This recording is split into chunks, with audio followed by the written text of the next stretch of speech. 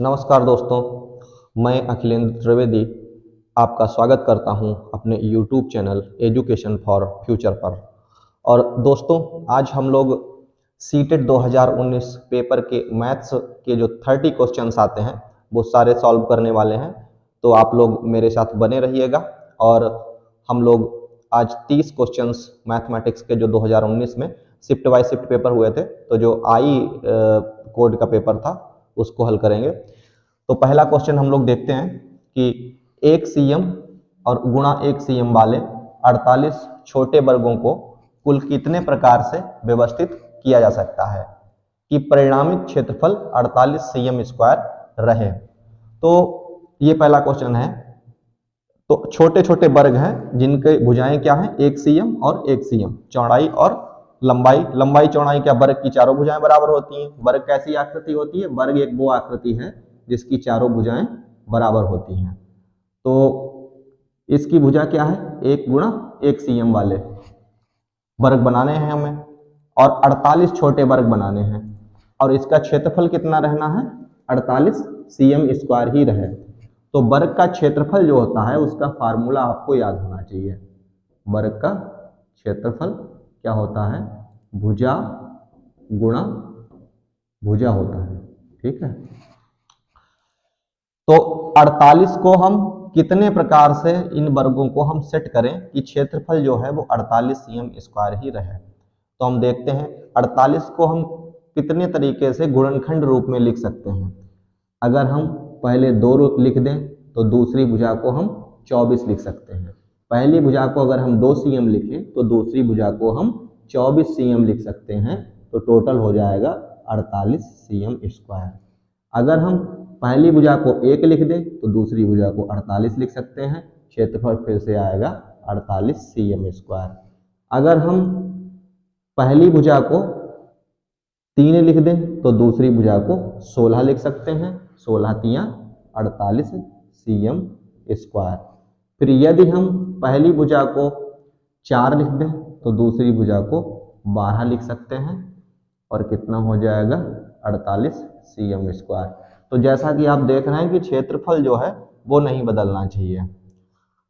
2 हो गया, 24 दूना 48, 48 इक्कन 48, 16 तियां 48, 12 चक्कू 48। और कोई बन सकता है क्या? और भी हम देख सकते हैं 8 छंग 48, 6 गुणा 8, ये भी हो जाएगा 48 सीएम स्क्वायर। तो हम कितने तरीके से जो 48 छोटे छोटे वर्ग हैं उनको कितने तरीके से लिख सकते हैं?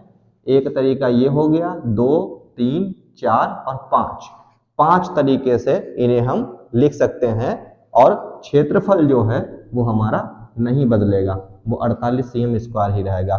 तो जो तीसरा ऑप्शन है वो हमारा उत्तर हो जाएगा। 5 तरीके से हम इसे लिख सकते हैं। ठीक है। तो उसके बाद में अब दूसरा क्वेश्चन है। इस क्वेश्चन में कहा गया है कि विद्यालय की एक सभा में विद्यार्थी पंक्ति में खड़े हैं। दोनों सिरों से रूही, एक स्टूडेंट है रूही, जिसका स्थान 19वां है। कक्षा में कुल कितने छात्र उपस्थित हैं? तो रूही का जो है दोनों तरफ से शुरू से भी और अंत से भी 19वां स्थान है। तो अगर रूही मान लो यहाँ पे खड़ी हुई है तो शुरुआत से 18 बच्चे होंगे जिनके बाद रूही का स्थान 19वां आता है, और फिर लास्ट से भी 18 बच्चे होंगे जिनसे रूही का स्थान 19वां आएगा। इनको हम जोड़ लेते हैं, 18 दूनी 36, 18 18 36 और एक रूही हो गई तो हो गए 37। तो हमारा उत्तर हो जाएगा 37।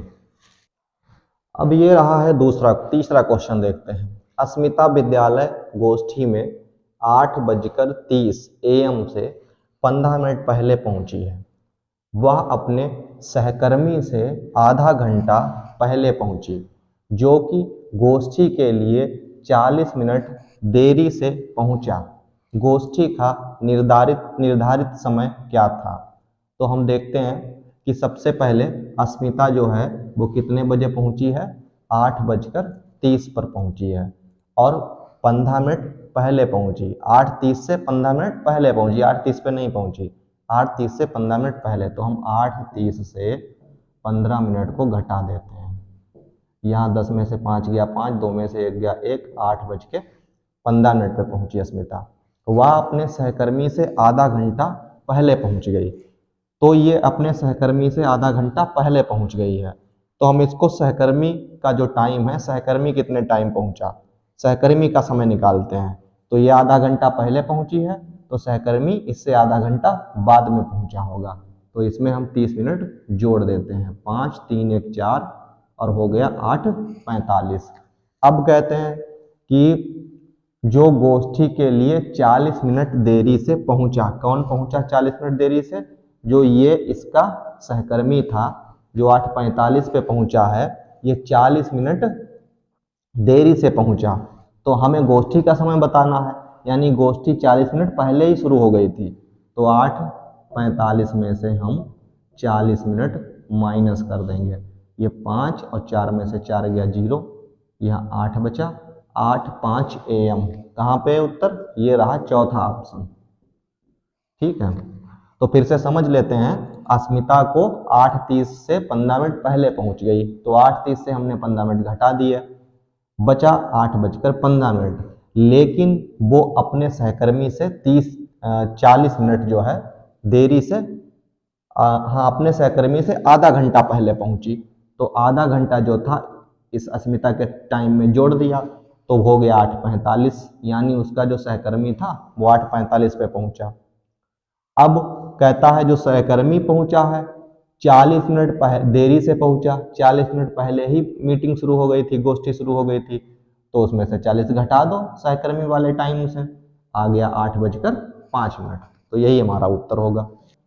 एक संख्या 100 के आधे से अधिक है। 100 का आधा कितना हुआ? 50 हुआ। तो 50 से वो संख्या अधिक होगी, या 6 दहाई से अधिक और 8 इकाई से कम है। इसका मतलब 6 दहाई से अधिक यानी 61, 6 दहाई यानी 60, 60 से अधिक यानी 61 से बड़ी, और 8 इकाई से कम यानी 80 से कम होगी, 8 दहाई से कम होगी, 8 दहाई से कम। तो ये हो जाएगी 79। अब यहाँ 61 से 79 तक के बीच में होगी। इसके अंकों का योग 9 है, और ऐसी संख्या होनी चाहिए जिसके अंकों का योग 9 हो। इसका दहाई का अंक इकाई के अंक से दुगुना भी हो, दुगुना है, संख्या क्या है। तो ये जो क्वेश्चन है ये जो अपनी तरफ से नहीं लगा सकते, इसको हम ऑप्शन से लगाएंगे। तो जैसा हमने पहले ही लिख लिया है कि 6 दहाई से अधिक और 8 दहाई से कम होगी, तो 6 दहाई होती है 60, तो 60 से अधिक यानी 61, और 8 दहाई से कम 80 से कम होगी, तो 79 और 61 के बीच में हो सकती है, 61 या 79 हो सकती है। ऑप्शन देखते हैं। पहला ऑप्शन है 72, हाँ ये हो सकता है। दूसरा ऑप्शन है 63, ये भी हो सकता है। ये 54 है, ये तो 61 से पीछे रह गई, तो ये नहीं हो सकता। 81, ये 79 से ऊपर हो गई, तो ये भी नहीं हो सकता। इनमें हम लोग देखते हैं। अब कहता है कि इसके अंकों का योग 9 है, जोड़ो 6 और 3 9, 7 2 9, तो दोनों उत्तर हो सकते हैं इसका मतलब। फिर आगे देखते हैं, इसका दहाई का अंक इकाई के अंक से दोगुना है। दहाई का अंक कौन है? 7 है। तो 7 क्या 2 से दोगुना है? नहीं है। 2 का दोगुना तो 4 होगा।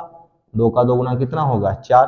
तो ये वाला उत्तर भी गलत, यही सही। एक बचा तो एक हो गया सही। यहाँ देखो दहाई का अंक जो है वो इकाई के अंक से दोगुना है। अगर आपको थोड़ी सी स्पीड कम लग रही हो कि धीरे धीरे पढ़ा रहे हैं, तो काफ़ी बच्चे उनको समझ में नहीं आता है, इसलिए थोड़ा स्लो बोलते हैं, धीरे धीरे पढ़ाते हैं। अगर आपको ज़्यादा स्पीड पे सुनना है तो आप YouTube से स्पीड बढ़ा सकते हैं और ज़्यादा स्पीड में भी वीडियो को देख सकते हैं। 5वां प्रश्न जो है, देखो काफ़ी बड़े बड़े प्रश्न भी आते हैं, पढ़ने में टाइम लगता है लेकिन बहुत सरल होते हैं, उन्हें आप बहुत सही से सरलता से लगा सकते हैं। विभिन्न स्टेशनरी वस्तुओं की दरें नीचे दी गई हैं। सबसे पहला है क्रेयॉन का पैकेट, कितने रुपए में है? 15.50 रुपए में। पेंसिल का एक पैकेट कितने में है? 14 रुपए में। स्केच पेन कितने का है? स्केच पेन का एक पैकेट 22.50। कैंची 17 रुपए में। रबड़ 2 रुपए में, चमकीले कागज की एक सीट 2.5 रुपए में, सजावटी स्टिकर का एक पैक 5 रुपए में। तो अब क्वेश्चन यहाँ से शुरू होता है। ये सब डेटा दिया गया था। सोहेल ने एक पैकेट क्रेयॉन का खरीदा, 2 पैकेट पेंसिल के खरीदे, 1 पैकेट स्केच खरीदा, 1 कैंची खरीदी, चमकीले कागज की 5 सीटें खरीदी और 1 पैकेट सजावटी स्टिकर खरीदे। उसको कितना भुगतान करना पड़ा? ये बिल्कुल 5th स्टैंडर्ड का है क्वेश्चन और इसे केवल ये एक तरीके से हिसाब है और इसको जोड़ना हम लोगों को है। तो सबसे पहले देख लेते हैं। सोहेल ने 1 पैकेट क्रेयॉन और 2 पैकेट पेंसिल। तो 1 पैकेट क्रेयॉन खरीदा तो क्रेयॉन का मूल्य हो जाएगा 15.50। फिर उसने 2 पैकेट पेंसिल खरीदे, पेंसिल के 2 पैकेट खरीदे तो इसमें 2 का गुणा कर दो, 4 दूनी 28, 28.00। फिर उसने क्या किया, 1 पैकेट स्केच खरीदा, स्केच कहाँ गया है देखो, स्केच पेन का पैकेट 1 पैकेट खरीदा है तो 22.50। फिर उसने 1 कैंची भी खरीदी है, कैंची कहाँ गई, ये रही कैंची का 17 रुपया, 17.00। फिर उसने क्या खरीदा है, चमकीले कागज की 5 सीटें खरीदी। चमकीला कागज यहाँ है, इसमें 5 का गुणा करोगे कितना आएगा, 25 पंचे 125, 125 और एक जीरो भी आएगा, 2 के बाद दशमलव लगा दो, 12.50। ठीक है। फिर क्या किया, 1 पैकेट सजावटी स्टिकर खरीदे। सजावटी स्टिकर कहाँ, ये है सजावटी स्टिकर का 1 पैकेट 5 रुपए का, 5.00। अब कहता है कि उसको कितना भुगतान करना पड़ा, सब कुछ जोड़ दो, बस यही करना पड़ा है। 0 से 0 0, 5 5 10, 5 15 के 5, हासिल लगा 1, 8 5 13, 2 15, 15 7 22, 22 2 24, 24 5 29, 29 और 1 30 का 0 हासिल लगा, 3 2 1 3, 3 2 5 1 6 2 8 और 8 3 11, 110.50 है कहीं पे। फिर से जोड़ते हैं, कुछ गलती हुई है, ठीक है। 0 5 5 10, 5 15 के 5, हासिल लगा 1, 8 5 13, 2 15 और 7 22, 2 24, 5 29, 1 30 का 0 हासिल लगा, 3 3 1 4, 2 6, 2 8, 1 9 और 1 10। तो यहाँ आएगा 100.50। कहाँ है ये उत्तर, 3 नंबर ऑप्शन सही है, 100.50। तो मैथ के बहुत ही सरल सवाल आते हैं, अगर आप सही से समझ के लगाते हैं बहुत आसानी से लग जाएंगे। बड़ा प्रश्न देख के डरना नहीं है, उसे बहुत ही ध्यान से पढ़ो, पूरा आसानी से सॉल्व हो जाएगा। तो ये रहा स्क्रीन पर छठा क्वेश्चन।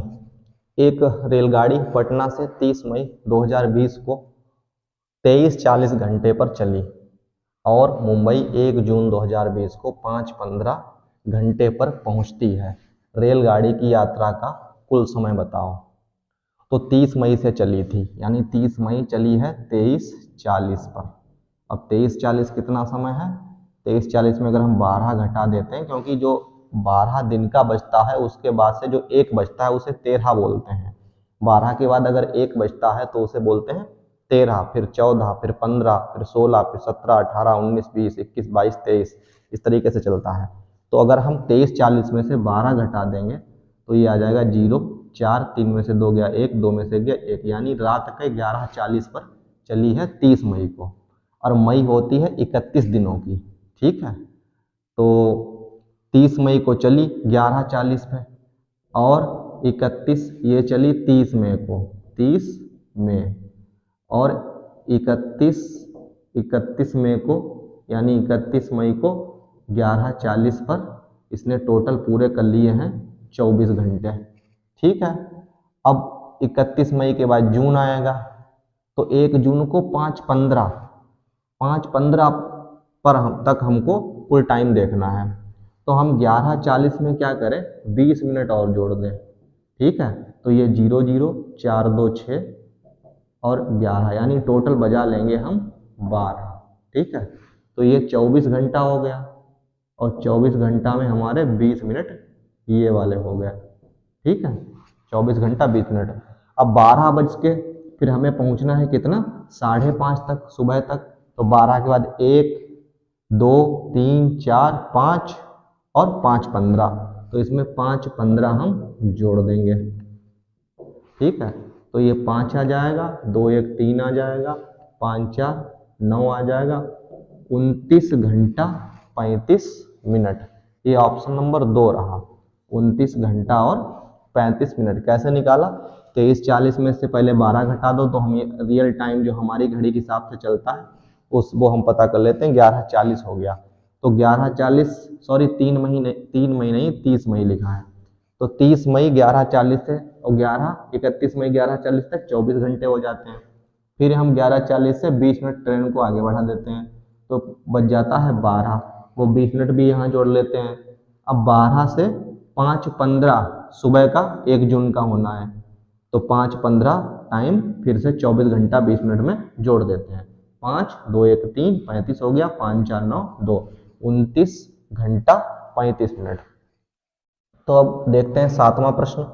इतना बड़ा प्रश्न लिखा है, अगर आप कंफ्यूज होते हैं तो इसे बाद में करिए। अगर आप इसे देख के कंफ्यूज हो जाते हैं, लेकिन कभी कभी बहुत बड़ा प्रश्न होता है लेकिन बहुत ही सरल होता है, बहुत सरलता से लग जाता है। तो हम इसे देखते हैं कैसे लगता है। एक 5 अंकों वाली संख्या में 100वें स्थान का अंक 10,000वें स्थान के अंक का 3/4 है और 10वें स्थान का अंक 100वें स्थान के अंक का 2/3 है। 10वें स्थान का अंक सबसे छोटी अभाज्य संख्या का वर्ग है और 1000वें स्थान का अंक 1 अंक वाली सबसे बड़ी अभाज्य संख्या है। यदि इकाई स्थान का अंक सबसे बड़ी 1 अंक वाली विषम संख्या है तो संख्या क्या है? तो इसे पता क्या है, ऊपर इसे कंफ्यूज किया गया, बहुत सही तरीके से किया गया कंफ्यूज इसमें, कि नीचे वाले जो स्टेटमेंट है उनमें उत्तर छिपा है एक ही स्टेटमेंट में, और ऊपर इधर से उधर उधर से इधर किया गया जिससे बच्चा भ्रमित हो जाए और बड़ा सवाल दे के डर जाए, छोड़ दे इसे। तो हम नीचे वाले स्टेटमेंट उठा लेते हैं जो बिल्कुल फिक्स हैं। क्या कहा गया था कि 10वें स्थान का अंक सबसे छोटी अभाज्य संख्या का वर्ग है। तो सबसे छोटी अभाज्य संख्या क्या होती है? सबसे छोटी अभाज्य संख्या 2 होती है। ठीक है, तो 10वां स्थान क्या? दहाई का स्थान। तो दहाई के यानी 10वें स्थान का जो संख्या है वो क्या है? सबसे छोटी अभाज्य संख्या का वर्ग है। तो इसका वर्ग कितना हो जाएगा? इसका वर्ग हो जाएगा 4। तो दहाई के स्थान पर 4 हो। कौन से क्वेश्चन, कौन से सवाल में दहाई के स्थान पे, कौन से ऑप्शन में दहाई के स्थान पर 4 है? देखते हैं, पहला ही ऑप्शन है, इसकी दहाई के स्थान पे 4 है। ठीक है, फिर कहा यदि इकाई स्थान का अंक सबसे बड़ी 1 अंक वाली विषम संख्या है। यदि इकाई स्थान का अंक सबसे बड़ी 1 अंक वाली, तो 1 अंक वाली सबसे बड़ी विषम संख्या क्या है? 9 होती है। विषम संख्याएं कहाँ से शुरू होती हैं? 1 3 5 7 9 और फिर 9 के बाद 11 आ जाती है। तो 1 अंक वाली सबसे बड़ी क्या हुई? 9 है। तो ये देखिए 9 है। आगे दिमाग लगाने की जरूरत ही नहीं है, आगे भी सब कुछ ये ऑप्शन सेटिस्फाई कर देगा। जितनी इसमें कंडीशंस दी गई हैं सारी कंडीशंस जो है ये ऑप्शन नंबर 1 हमारा सेटिस्फाई कर देगा। अगर आप चाहें तो करके देख सकते हैं, सारी कंडीशंस सेटिस्फाई कर देगा। ठीक है, तो 2 ही स्टेटमेंट से हमारा उत्तर हो जाता है।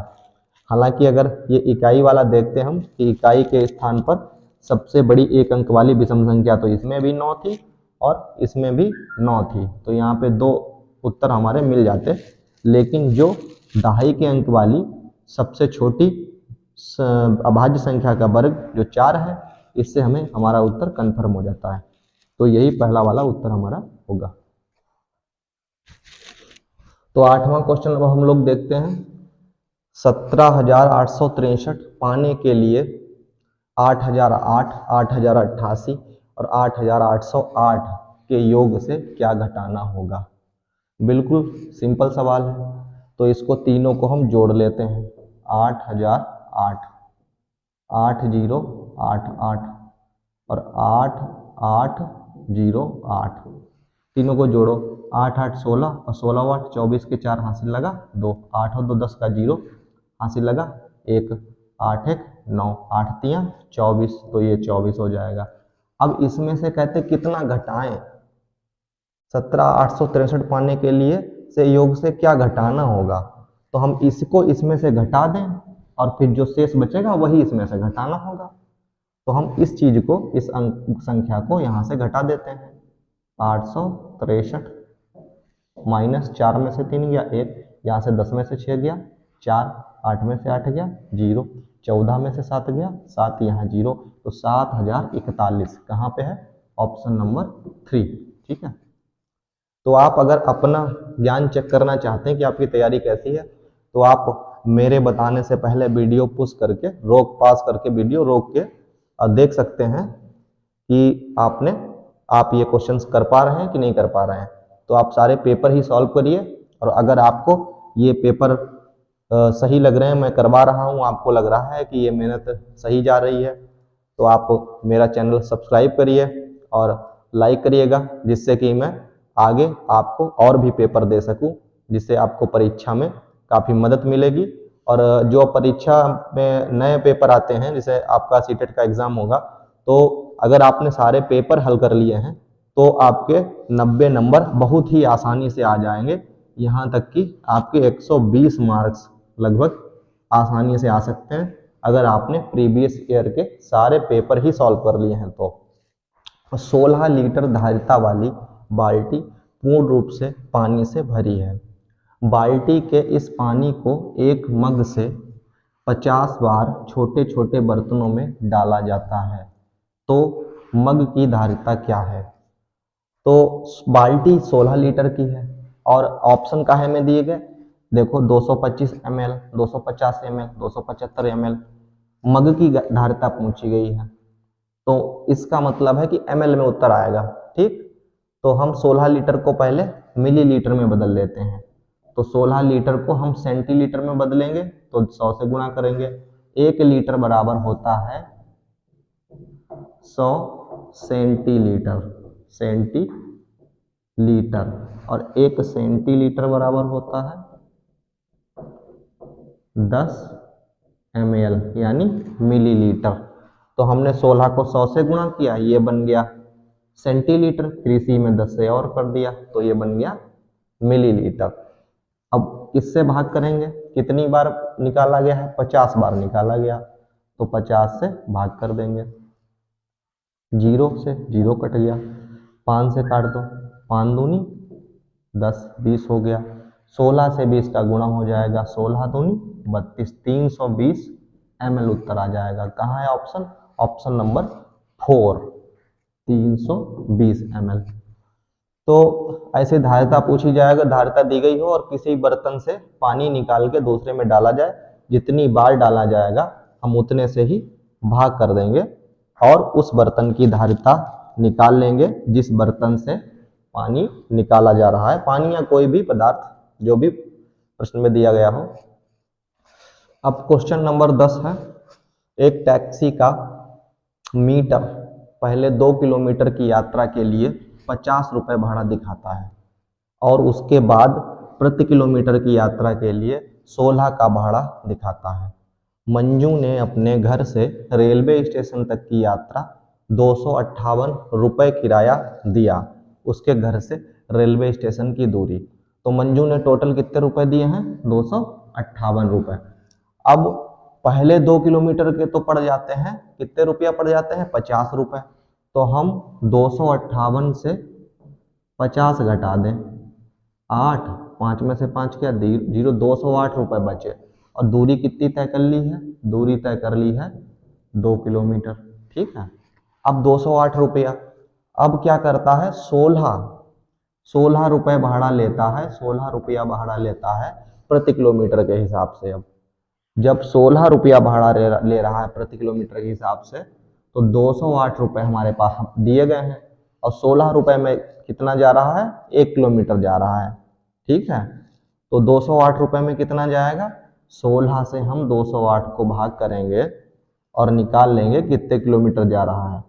अगर एक एक नियम से लगाना चाहो तो एक एक नियम से भी लगा सकते हो कि 16 रुपये में जाता है, कितने जाता है, 1 किलोमीटर, तो 1 रुपये में जाएगा 1/16, 16 किलोमीटर, तो 208 रुपये में जाएगा 1/16 गुणा 208, काट सकते हो, बिल्कुल वही आ गया।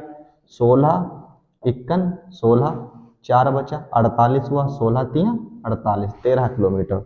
तो 2 किलोमीटर तो पहले ही चल चुका था और 13 किलोमीटर और चला है, तो कितना हुआ 13 2 15 किलोमीटर। तो मंजू ने क्या किया, कितना रास्ता तय किया है, 15 किलोमीटर जो है दूरी तय कर ली। उत्तर कहाँ है, नंबर 3 ऑप्शन 15 किलोमीटर। क्वेश्चन देखते हैं अब।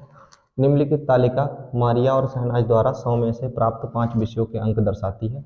मारिया और शहनाज ने 5 विषयों में अंग्रेजी, गणित, सामाजिक विज्ञान, हिंदी, विज्ञान, इनमें अंक प्राप्त किए हैं और ये अलग अलग दर्शाए जा रहे हैं। तो ये मारिया के अंक हैं, ये शहनाज के अंक हैं। तो इसमें कथन दिए गए हैं नीचे और आपसे पूछा गया है कि ऊपर दी गई तालिका के आधार पर निम्नलिखित में सही कथन पहचानो। तो हम पहला कथन पढ़ते हैं। भाषाओं को छोड़कर मारिया ने शहनाज से प्रत्येक विषय में अधिक अंक प्राप्त किए। चलो भाषाओं को छोड़ ही दो, विषय में देख लो, क्या प्रत्येक विषय में मारिया ने शहनाज से अधिक अंक प्राप्त किए हैं? तो शहनाज ने अधिक अंक काहे में प्राप्त किए, देखो 78 यहाँ 77 यहाँ प्राप्त कर लिए। ये देखो सामाजिक विज्ञान हो गई, सामाजिक विज्ञान में शहनाज ने 77 अंक प्राप्त किए हैं और मारिया ने 65, यानी शहनाज ने मारिया से ज़्यादा अंक प्राप्त किए। भाषा के अतिरिक्त भी एक विषय ऐसा है जिसमें शहनाज ने ज़्यादा अंक प्राप्त किए हैं, तो ये बात गलत साबित हो गई। ठीक है, तो ये गलत हो जाता है। इसने कहा था भाषाओं को छोड़कर, लेकिन भाषाओं को छोड़कर भी एक ऐसा सब्जेक्ट है जिसमें शहनाज ने ज़्यादा अंक प्राप्त किए हैं। दूसरा है मारिया और शहनाज के कुल प्राप्तांक समान है। कुल प्राप्तांक अब इन्हें को जोड़ना पड़ेगा। ठीक, देखते हैं क्या समान है। तो हम जोड़ते हैं पहले इसको, 8 और 4 12, यहीं पे जोड़ लेते हैं। ठीक है, 8 और 4 12 और 5 17, 17 और 3 20 का 0 यहाँ से लगा 2, 7 2 9, 9 8 17, 17 और 6 23, 23 और 7 30, 30 और 9 39, 390। मारिया का कुल प्राप्तांक 390। इसको जोड़ते हैं, 8 1 9, 9 7 16, 16 2 18, 18 2 20 का 0 यहाँ से लगा 2, 8 2 10, 10 7 17, 17 7 24 और 24 और 7 31, 31 8 39, 390। तो दोनों के प्राप्तांक समान है। इसका मतलब जो ऑप्शन नंबर 2 है वही सही है। तो ऑप्शन नंबर जब 2 ही सही है तो मैंने 3 और 4 को नहीं लिखा है। ठीक है, तो इस तरीके से हम लोग बड़े बड़े प्रश्न से डरना नहीं है, बड़े प्रश्नों को भी बहुत ध्यान से समझना है और करना है। जोड़ घटाने बस इसी पे आधारित प्रश्न है और कक्षा 5 तक की मैथमेटिक्स है। तो आप सही से और समझ के करिए और मेरे साथ पढ़ते रहिए। अगर आपको अच्छा लग रहा है पढ़ना तो मेरा चैनल सब्सक्राइब करिएगा, जिससे कि मैं और आगे पेपर आपको दे सकूं। तो अब क्वेश्चन नंबर 12 देखते हैं। 12 नंबर प्रश्न पे आते हैं, देखते हैं। ये पेडागोजी से क्वेश्चन है।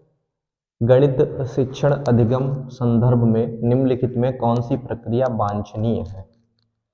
तो गणित शिक्षण अधिगम संदर्भ में निम्नलिखित में कौन सी प्रक्रिया वांछनीय? 10 क्वेश्चन तो गणित शिक्षण से आने ही आने हैं और 20 क्वेश्चन आपकी मैथमेटिक्स जो है अंक गणित उससे आएंगे। तो भ्रांति को रोकने के लिए पहला है उत्तर, मुक्त उत्तर वाले प्रश्नों से बचना चाहिए।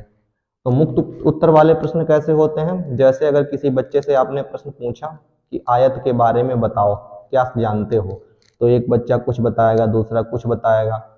हो सकता है किसी ने बताया कि आयत की सम्मुख भुजाएं बराबर होती हैं, तो दूसरे ने बताया कि आयत का प्रत्येक कोण 90 अंश होता है। तो एक ही चीज, एक ही प्रश्न के कई उत्तर मिल सकते हैं, तो उसे बोलते हैं मुक्त उत्तर वाले प्रश्न। तो लिखा है भ्रांति को रोकने के लिए मुक्त उत्तर वाले प्रश्नों से बचना चाहिए, तो ये बात गलत है। मुक्त उत्तर वाले प्रश्नों को होना चाहिए, जिससे बच्चों की समझ विकसित होती है। दूसरा है संकल्पनाओं के अंतर्दर्शी समझ को प्रोत्साहित करना चाहिए। संकल्पनाओं की अंतर्दर्शी समझ को प्रोत्साहित करना चाहिए, बिल्कुल ये बात सही प्रतीत होती है। तीसरा पढ़ लेते हैं, खुली पुस्तक परीक्षा से बचना चाहिए। नहीं, खुली पुस्तक परीक्षा भी बच्चों के ज्ञान में वृद्धि के लिए उपयोगी है।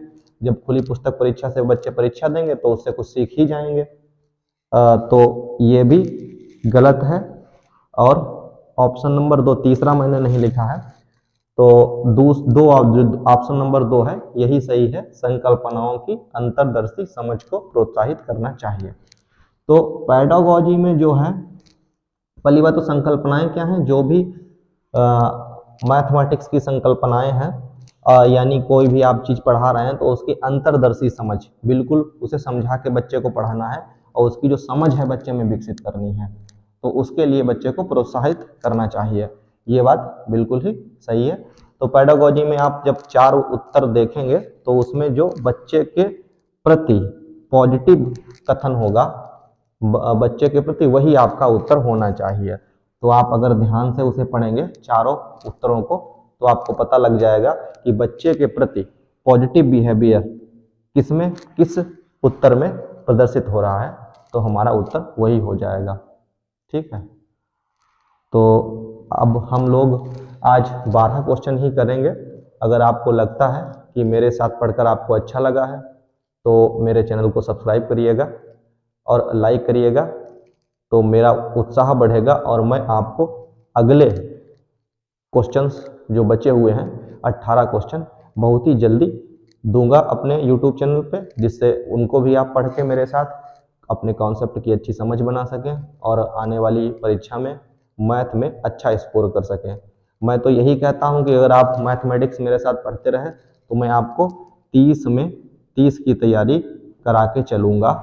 और पेडागोजी साथ में पढ़ा रहा हूँ, पेडागोजी के क्वेश्चन भी करवाऊँगा। अगर हम लोग पेपर ही हल कर लेते हैं तो 30 में 30 की तैयारी अच्छे से हो जाएगी। तो जिसको मैथ में डर लगता है या मैथ सही नहीं अच्छी नहीं लगती है वो मेरे साथ जुड़े और मेरे और भी वीडियो जो हैं उन्हें देखें, जिससे कि उसके मैथ की जो पकड़ है वो मजबूत होगी और मैथ में अच्छा स्कोर कर पाएगा। तो आप मेरे साथ बने रहिएगा और मेरे अगले वीडियो भी देखते रहिएगा और मेरा चैनल सब्सक्राइब करिए। धन्यवाद।